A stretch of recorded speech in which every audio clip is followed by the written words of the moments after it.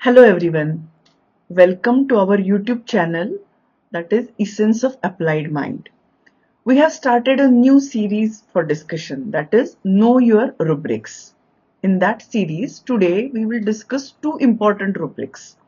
One is embarrassment and other is indignation. So, embarrassment को लेके हमारे रेपर्टरी में जो रुब्रिक है वो है एलिमेंट्स फ्रॉम एम्बैरेसमेंट. तो सिंथेटिक रेपर्टरी का जो कंपाइलेशन हुआ उस टाइम थोड़े वर्डिंग्स चेंज हुए हैं. तो ये रुब्रिक को हम समझते कैसे हैं, यूज कैसे करते हैं? Embarrassment, elements after. अपनी कुछ कमी लोगों को दिखने से पेशेंट को शर्मिंदगी महसूस होती है. एम्बैरेसमेंट मीन्स शर्मिंदगी महसूस होना या लो फील करना.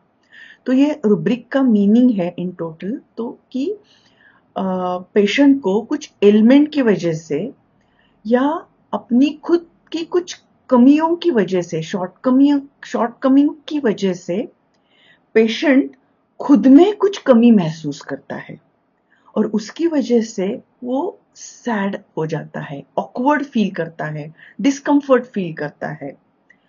तो जैसे अपने पास वार्ड्स के पेशेंट आते हैं तो वो कहते हैं कि डॉक्टर ये जो वार्ड्स दिखते हैं लोगों को वो अच्छा नहीं लगता, बहुत बुरा लगता है.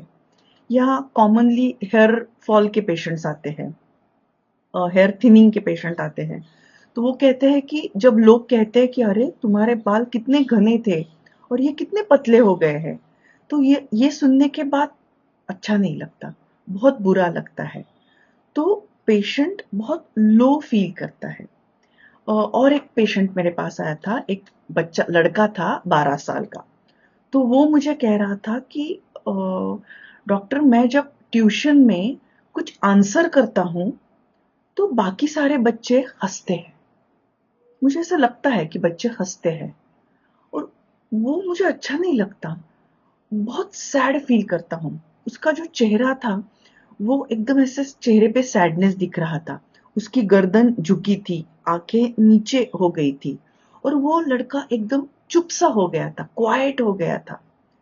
तो एम्बैरेसमेंट को लेके वो जो पेशेंट है वो खुद में ही कुछ कमी है ऐसे सोचता है और उसकी वजह से पूरा नजरिया ऐसे हो जाता है कि वो ऐसे लो फील करता है. तो उस पेशेंट को मैंने बरायटा कार्ब दिया था. तो this is the typical picture of embarrassment. There is one more rubric which is very close to this embarrassment, that is sensitive to opinions of others. तो अर्सेनिक इस रुब्रिक में है लेकिन एम्बैरेसमेंट में अर्सेनिक नहीं है.